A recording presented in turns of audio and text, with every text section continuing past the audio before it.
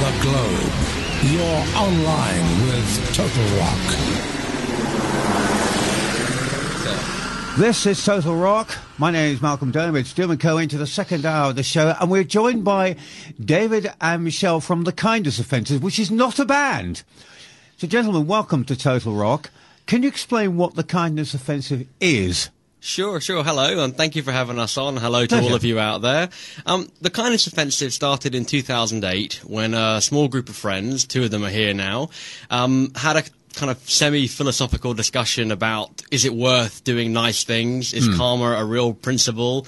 And can kind of ordinary folk without a lot of money and glorious connections and things like that actually have a positive impact in the world?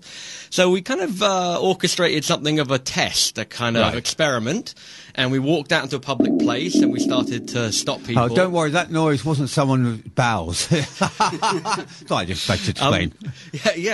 We sort of talked to kind of people that we'd never met before and said, what can we do to make your life brighter? And we spoke to 18 people. We got a little list. Some people wanted a blender. One guy wanted a birthday party for his daughter. And we went back to our house in our living room and made phone calls to big companies. And amazing thing happened when we made these calls and spoke to these big companies and said, listen, we've got a lady here who wants a blender or a girl who wants a box of chocolates for her grandmother. They started to send us things to fulfill these requests, these wishes. And then we were in a position where we went and met these people again a week later. And they thought we were obviously a bit crazy. And we started to make these wishes come true and present these items and present things like huge birthday parties for the young girl. And the Kindness Offensive was born. And it was great fun. And we thoroughly enjoyed ourselves. And that was back in 2008. And since then, we've broken world records for the most amount of product distributed in one day. We've done events like give out 500,000 pancakes on Pancake Day. Wow. And more recently, which is probably where you discovered us, we have an annual event where we give a toy to every single child in hospital in London, as well as all the orphanages and lots of children's charities. And we do it just because it's fun. We've never officially co-defined ourselves in a document, so we're not a charity or a social enterprise or a limited company. We're just some guys who really enjoy being kind and like to do as much kindness as we can. Which is quite remarkable. And people are probably going, oh, yeah, what's the catch? But there isn't one, is there? No catch. In fact, beyond no catch, we decided a long time ago that we were not going to accept donations from the public. So if you go onto our website, thekindnessoffensive.com, you can see all the activities that we do. But you'll notice, unlike most charities, there's no PayPal button. There's no way to donate. And if you like what we do, there's no way to give us any money. We do not accept donations from the public. Unless, of course, you've just won the lottery, in which case we will void all that. Okay. Fair enough. Now, actually, I discovered you because somebody told me about a stall or shop you're running in Camden. Yes, this is something we're doing in conjunction with Healthy Planet. It's a brilliant idea to get books that are going to landfill and instead put them in bookshops and give them away for free. So you can come to our bookshop and you can get any 3 books you want for free. There's nice places to relax. It's all been decorated in a really cheerful way. And we hope in a way it reaches out to the community and helps people to feel like they can share. And we've discovered now we've actually got more books than when we started because people bring in books, and we do accept the books because we feel like it's a nice thing to give the community a chance to share them. And, it's a wonderful thing. I mean, people putting books in landfill horrifies me. People booking records in landfill horrifies me. But your books, do you have one or more than one bookshop? We only are in charge of one, but the Healthy Planet Group run a project called Books for Free, and there are, I think, I'm not exactly sure of the number here, but 30 to 40 or so books for free across the country. Right. But every partner, everything we do, we partner with a different group, because we, as I mentioned at the beginning, have no funds, have no space. We're just ordinary, pretty much penniless people. So we run this one enterprise, which is slightly different to all the other books for free. We have some small quirky differences, but there are other books for free shops across the country. But ours is probably, I think I can say this comfortably, the most colourful one of the lot. Oh, I believe you. Absolutely believe you. So you basically get involved with anything and everything to give away to people? We take suggestions and we come up with ideas, and we like doing new things. So if you go and have a look at our history, you'll see that we've done a huge variety of different kinds of projects. We don't have any any agenda in terms of things that we have to do or things that we must do. We take ideas as they come, and maybe Rob could tell you a bit about the teddy bear idea we're up to at the moment. Well, everything I was going to say is based on kindness, and one of the things that we discovered is in the States there's a program where police actually have teddy bears that they give to children when they go into a household and disrupt the situation. Right. Because it's understood that little children, especially between 3 and 5, are quite traumatized sometimes by seeing these big, burly policemen with all this handcuffs and the truncheons and all the rest. Sure, of course. So they're going to be equipped with teddy bears, and we've gotten sponsorship for this, and we have thousands of teddy bears waiting, all of them with little Kindness Offensive T-shirts on them. Tens of thousands of teddy bears. In fact, enough teddy bears for every police vehicle in the United Kingdom to have a teddy bear put in it. Wow. So that's our big project for the year. By the end of the year, every time you see a police vehicle whizzing past with their sirens on, you can think to yourself, there's a little bit of the Kindness Offensive in there. So they're finally going to be tooled up to do something really nice for children as opposed to all their kit, which is the mace and the truncheons and stuff. So and the police are really warming to this because it's a terrible thing for them. They often end up having custody of the children for anything from half an hour to 4 or 5 hours before social services come along. So this is a tool for them to use to kind of calm the children down and stop them going into shock as well. This is the studies from the States, the Trauma Teddy Project. And a child that doesn't go into shock is less likely to have long-term problems about the incident. So we're hoping that we'll have a really big impact. This is our first national project that kind of stretches beyond London. And we're hoping that a lot of really kind of quite grim moments might be cheered up a bit with these teddy bears. Sounds like a great move. Yeah, well, we hope so. That's the kind of thing that we love to do. We like to do projects, especially where other groups get a chance to come and experience what it's like personally, not just write a check, for example, but personally to do something nice for other people.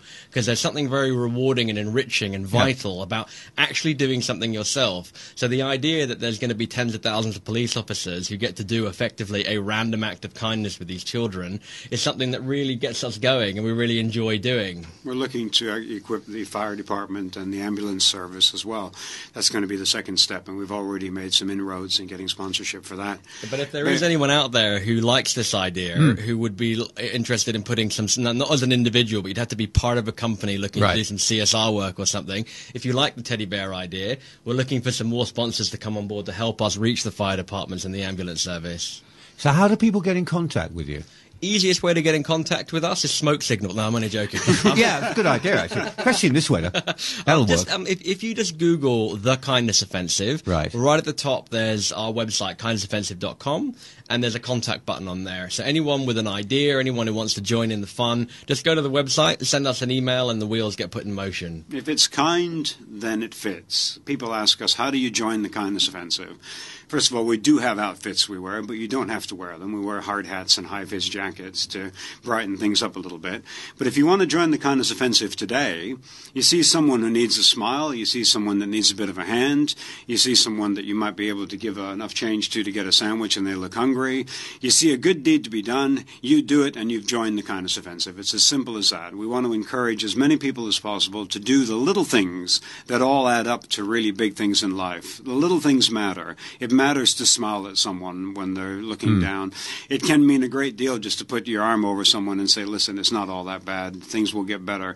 It can make a difference. You today can make a difference. Don't wait to join one of our events. Make up an event yourself. The interesting thing as well is that obviously you make a difference to the person you're helping, but really the person you make the biggest difference to is yourself. And this is the interesting thing that we've discovered. Absolutely is that true. We are not kind of, when you think about altruism and the idea of being nice to other people, normally the emphasis is put on the people who are helped. Well, for us, the emphasis is on us. Yeah. We really enjoy doing it. We have fun doing it. We feel enriched and empowered by being nice and kind to other people. So don't do it solely to help someone else. See that as a secondary knock-on consequence. Do it because you might be feeling unhappy that day, because you might not have everything you want in your life, and it really is an excellent way of brightening up your own personal, selfish little world by being nice to other people. Do it for the fun of it. There you go. No, I think it's a great way of doing it. Be kind for the fun of it. Yeah. Because that makes sense. Yeah. Actually. Well, if it's not fun, you're probably not doing it right, is something else I'd say. If it feels like a chore or a job or something that you have to do, but you're begrudgingly doing it, but have a look at yourself and realise that there might be another way of doing it where it could put a smile on your own face, where you could feel happy about it. And if you start getting that feeling, you're likely to come back for more. So if you're having fun, you've got it right, continue having fun doing it. It's an excellent way to pass your time. On the website, you'll find a little button that says Join Us. There's no obligation at all, but if you put your email in there, we'll notify you about things that are happening. And if there happens to be something happening near you, you can come out and give us a hand. And it might be wrapping presents for kids. It might be loading up trucks. It might be putting together posters for an event. There's all kinds of things that you can join in on. If you want to join in to the actual Kindness Offensive projects themselves, get your name on that mailing list. And then if something comes up that you like, then it'll be great to meet you. Absolutely. Sounds good to me. Now, Rob, or Michelle as you're known professionally, you have another side to you because you've got an album you've done, haven't you? Yes, it's quite an odd album, actually, Mark. Tell us a bit about it. Well, back in the 70s, I realized after trying desperately to get my music heard by people and to get onto the sacred BBC playlist and all of that, I realized that maybe you needed to hedge your bet a little bit in order to get in the business. It was a bit of a lottery. So I proceeded to try and see Muhammad Ali, the heavyweight champion of the world, and the then and probably still most famous man on earth. And the object of that was to play him some music, and if he liked it, maybe he could put in a good word for me, and that would take me up a rung of the ladder and maybe give me a chance to get my music heard. And what happened? Well, a lot happened. In the first instance, it was very, very successful. I managed to get to see him after a year of trying. And I won't bore you with all the bits and pieces, but sending tapes, sending letters, phoning his office to the point where they recognized me on the phone and they would know who I was before I actually, introduced myself. And I got no result from that, so I decided to try and go and see Ali. And as a last-ditch attempt, I phoned up and I said, I'm on my way to Chicago to see him. And they said, oh, no, he's not in Chicago. He's in Natchez, Mississippi doing a film. And they had let slip where he was. So I did a bit of research and found the various hotels that would be befitting of the champion of the world. And I started calling them. And finally one said, oh, yes, he's not here at the moment. And I asked him to send a message to him. Within a half hour, he was on the phone to me. And I said, please don't hang up, because this is an answer to a prayer. I've been trying to get hold of you now for a huge amount of time, and I want to come and play you some music. And he said, oh, well, I'm out of boxing. Now I'm out of boxing. I don't want to do any more, I'm not of boxing. And I said, not about boxing. He said, well, what's it about then? I said, well, I'd like to come and play you some songs and maybe put a smile on your face. And he said, I don't know about that. And I said, look, Muhammad, I'm in San Francisco at the moment, and it's going to take me 3 days to get to see you on a Greyhound bus. If I get on the bus and I come up to see you, will you listen to my music? And he said, you're starting to sound crazy to me. And I said to him, well, that's what they said about you, but you did what you had to do. Now I've got to do what I've got to do. If I get on that bus and come and see you, will you listen?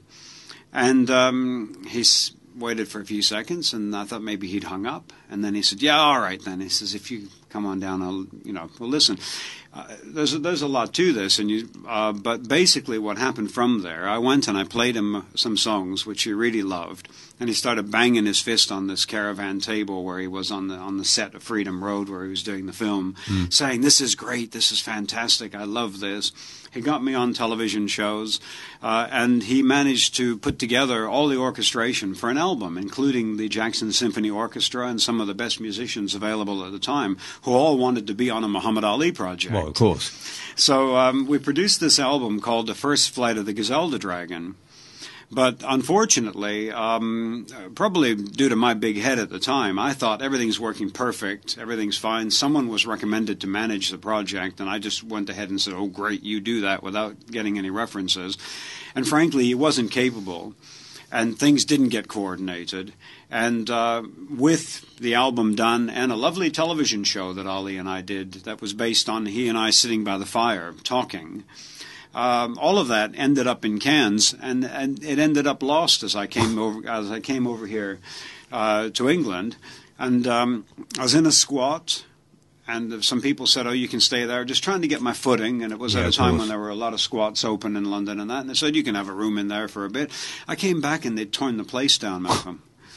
And You've had a lot of luck, haven't you? Well, I'm good and bad. I'm digging through the rubble trying to get these tapes out, and they threw me off the premises and said, you can't be here now, it's not safe, health and safety and all of that. I just gave up on the idea. I thought, well, some things worked to a certain degree. The TV show was beautiful. It was I was playing some songs, and Ali was talking about certain things, and then he'd talk about something else, and I'd play a song. And it had been what had been happening in his house, basically, when we sat by the fire and talked. And I spotted that would be a lovely thing to make a TV show out of. And, it broke my heart to see that, all that work had gone to nothing. 2 Christmases ago, someone discovered these things, and they were trying to get hold of me on YouTube, saying they have all these tapes, because they'd actually made copies I was unaware of. And it's just a standard procedure, but that wasn't my forte. I play the music, but I didn't know the technical side. I didn't understand that technically they did backups of all this stuff, and these backups existed. Right. So we got the backups, and we were able to get the album, and it's on iTunes at the moment. Oh, it is available, right. You can get it on iTunes, and it's called The First Flight of the Gazelda Dragon, or if you look for Michel Muhammad Ali, you'll find it, it's Michel. And it's been given a second lease on life, actually. Incredible time capsule. This stuff in immaculate condition that no one's seen for 30 years kind of appeared. Really and incredible. And there's been a lot of fuss come around it. Some of your listeners may have read there was a 4-page feature done in the NME about it a couple of months ago. The Guardian had done a page on it. It's an incredible story. And what's remarkable, this would be incredible in the absence of any substance, but the music is really quite nice, and the television show is really heartwarming, and it's a lovely thing to have seen this re-emerge and to see the focus come onto it, because it's a lovely story. Nobody believed me when I was telling them this story, right? I mean, they'd all be going, oh, yeah. Yeah, but of course people would, yeah. Probably met him in a car park one day, and he's exaggerated it to this. I'd say we did a 1-hour TV show with 3 cameras and a full crew, and you actually ended up living with him on and off for about 3 years, didn't you? Yeah. I got to see what it was like behind the doors of, Muhammad Ali's house. And what I discovered was a very kind man who went out of his way to do nice things. And I've got to say, his kindness had a lot to do with inspiring me to get involved in the Kindness Offensive. Because he would do things like a lady with a buggy going down the road, and he would put a bit of money in with a baby and say, shh, be quiet, don't say anything. Because he knew that she wasn't that well off. Right. And he would put $100 in the buggy. And I spotted him doing this kind of stuff, and he'd be embarrassed when he got caught at it. And he definitely wasn't doing it for the cameras. When the cameras were there, he was a different person. He was the guy who beat Joe Frazier. Oh, yeah, of course. But behind that, in his house, we'd be sitting, and he loved my music. And I've got to say, you can hear on the album, he's actually on the album. Yes, he is, isn't he? Yeah, you can hear him sort of, it's kind of like we're listening to it, and he gives little comments here and there. And he absolutely loved the music, and he had me playing for all the dignitaries that visited him. People would come to the house, and you'd get people, royalty from Africa. You'd get people like the Vice President of the United States. You get people, they'd come in, and Ali, they were paying homage to him. And he'd say, Michel, play him a song, play him that song. And I'd play him a song, and they, of course, listened. Because Ali said to listen, and I got the best attentive audiences that one could possibly have. And sometimes I'd play 2 or 3 songs because, they would be asking, oh, well, that's really good. Can you play us something else? And meanwhile, Muhammad, who was used to all this sort of stuff, it was quite nice for him to have a buddy sitting beside him who could entertain these people quite nicely, It's got to be said, Robert's something of a ringleader for the Kindness Offensive, and he's got this attitude that, human beings are all the same, and we should go and speak to any human being who might have in a position to help us out, kind of thing. And the Ali story is the first kind of generation of that, the first first kind of try he had at that kind of thing. And at the Kindness Offensive, I think I can speak on behalf of the gang. We find Robert a very inspirational character for his ability to reach out and grab stars and pull them back. And this is what he does for us with tons and tons of food for hungry people and lots of supplies for all the different needy causes that we support in London. This idea that people are in charge of these resources and let's go and reach them is something that's echoed back through this Ali story, which we all find very inspirational. He's calling me, absolutely. He's calling me Robert, but my stage name is Michel. Yes. Because I am French-Canadian. And But I had given up using the name for anything else because everyone says, "Oh, isn't that a girl's name?"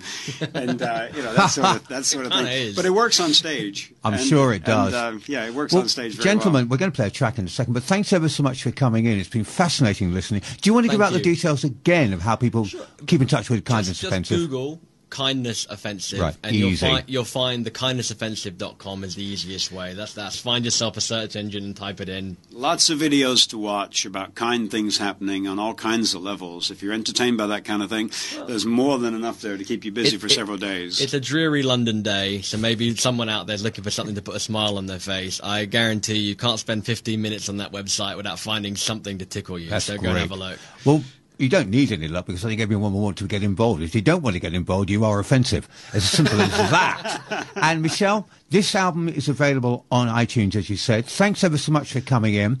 This is actually quite special. As I understand it, this is going to be the first time that the whole music project, any of it, has actually made it to the ears of the public. So it's never this is been an played. Exclusive. Never been played. You'll never be able to say that again, you know. I know, but you will always be able to say you were first. Well, this is Rich to Be Happy from your album. Oh, nice. Best of luck with everything, and anything that Total Rock can ever do to help, we'll be delighted to do. This song will be stuck in your head all day, I guarantee you that. Okay. Thanks for coming in. Thank you for having us. Yes. What?